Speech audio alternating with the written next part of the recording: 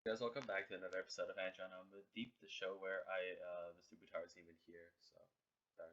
Okay, today we're looking at implicit differentiation. So, sorry, let's draw a better line there. What does implicit even mean? So, implicit differentiation refers to the differentiation of implicit relations. So, this would be an example of one such relation. Here we have y and x on the same side of the equation, and you'll notice that this gives us a circle. The reason why this is not considered an explicit function is because it does not pass the vertical line test. So you'll see that if I were to draw a vertical line at, say, x equals 2, that it crosses the red line twice, which is no good. So we call this an implicit function here because y and x are on the same side, and y is not defined in terms of x or the other way around. Y and x are in a sort of relation together here. So, if we want to differentiate something like this, we can use a technique called implicit differentiation. And this is essentially just a chain rule, really. So, here we are. We'll say this is equal to 25. So the trick to doing this is, and I'm going to space this 25 out a bit over here, is simply to take the derivative with respect to x on both sides. So we're going to go ahead and do that, d over dx and d over dx of 25.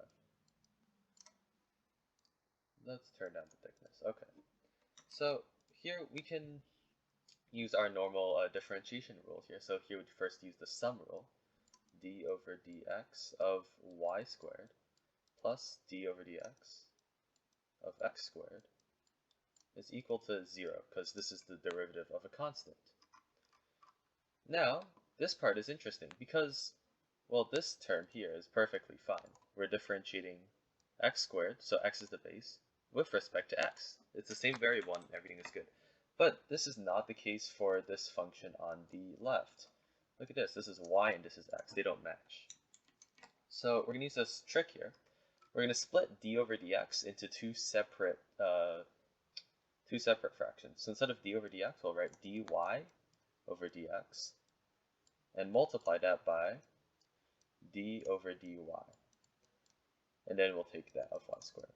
And you'll notice that this is still the same thing. Look at this. We can cancel out the dy's, and we'd end up with d over dx. So it is the same thing. We haven't changed anything, but we're doing this so that we have a d over dy, which will help us take the derivative of y squared. The rest of the differentiation is easy. D over dx of x squared is 2x. It's equal to 0. And now we're just going to take the derivative and keep dy over dx. So this becomes 2y plus 2x is equal to 0. Once we're at this step, the next idea here is we want to isolate dy over dx, because we're solving for the derivative of y with respect to x, which is this. As soon as we isolate it, we'll know exactly what it is equal to. So let's do that. First, we can subtract 2x from both sides, so dy over dx of 2y is equal to negative 2x. We can cancel out the 2's and then divide by y. We are left with dy over dx is equal to negative x over y. And that is the derivative of a circular function. The reason why we have a y in your answer here is because it was implicit. It means that you would have to plug in an x value and a y value. Say we could plug in x equals 4 and y equals 3 for this point, and we would get the slope of the line that is exactly tangent to this point. However, sometimes it is helpful to replace y with its definition of x, so we can do this. From here, we can subtract x squared from both sides. Then we can take the square root.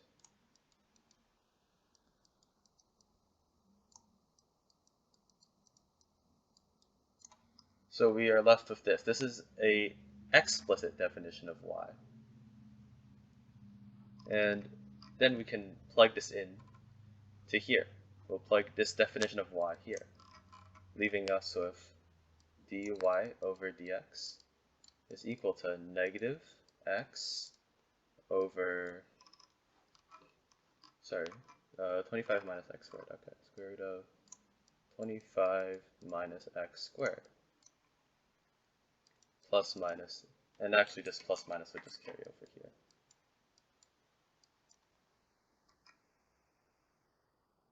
So there you go, that's implicit differentiation. Thanks for watching, and see you next time when we do something else I don't actually know what we're doing next. See ya.